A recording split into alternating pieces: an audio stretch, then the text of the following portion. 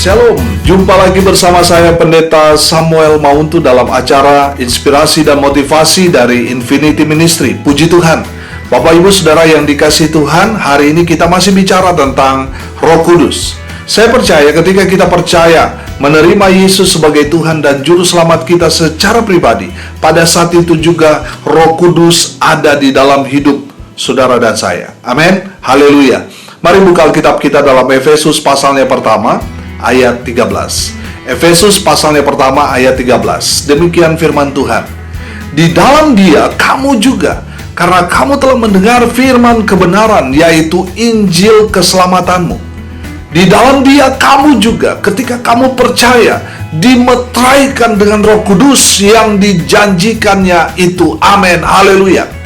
Garis bawahi kalimat di dalam Dia kamu juga, ketika kamu percaya, dimeteraikan dengan Roh Kudus yang dijanjikannya itu. Amin, haleluya.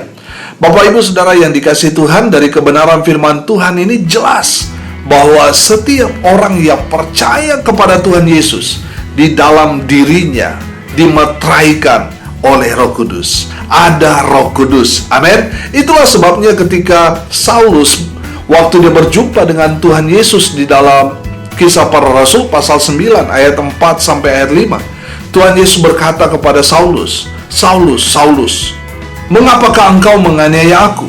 Apa jawab Saulus? "Siapakah engkau Tuhan?" Katanya, "Akulah Yesus yang kau aniaya itu." Amin.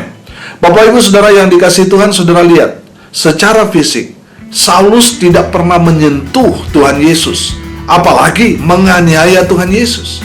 Saulus menganiaya orang percaya, itu betul, itu realitanya. Dia menganiaya orang-orang Kristen pada zamannya, itu benar. Dalam firman Tuhan tadi berkata, ketika kamu percaya, saudara dan saya yang percaya kepada Yesus dimeteraikan dengan Roh Kudus. Amin. Artinya, Roh Tuhan ada dalam diri setiap orang percaya. Jadi secara tidak langsung, Saulus yang menganiaya orang-orang Kristen pada saat itu, orang-orang percaya, secara tidak langsung dia menganiaya Tuhan Yesus, karena Roh Tuhan ada pada diri setiap orang percaya. Amin, haleluya. Saya percaya ketika seseorang ada Roh Kudus di dalam dirinya, pasti dia akan berubah, pasti dia akan hidup menurut sesuai dengan kebenaran firman Tuhan. Amin, haleluya. Saudara yang dikasihi Tuhan, tanda-tanda orang yang dipenuhi Roh Kudus, yang pertama, dia hidup dalam pertobatan. Yang kedua, dia menghasilkan buah-buah roh. Yang ketiga, dia pergi memberitakan Injil.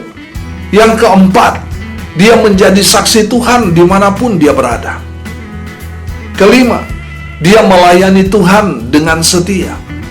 Keenam, dia hidup taat pada firman Tuhan. Ketujuh, dia hidup rendah hati. Amin, haleluya. Saudara yang dikasihi Tuhan, pastikan saudara sudah menerima Yesus sebagai Tuhan dan Juru Selamat secara pribadi, dan Roh Kudus tinggal diam di dalam kehidupan kita. Saya percaya kalau Roh Kudus ada dalam hidup kita, maka hidup kita juga akan berubah. Hidup kita akan diberkati, hidup kita akan berdampak, hidup kita akan menjadi terang, hidup kita akan menjadi kemuliaan bagi nama Tuhan. Amin, haleluya. Saudara yang dikasihi Tuhan, kalau saat ini saudara belum yakin bahwa di dalam diri saudara ada Roh Kudus, buka hati saudara, izinkan Roh Kudus masuk dalam diri saudara. Buka hati saudara, terima Tuhan Yesus sebagai Tuhan dan Juru Selamat secara pribadi. Di saat saudara menerima, maka Roh Kudus tinggal diam di dalam kehidupan saudara. Amin. Tuhan Yesus memberkati.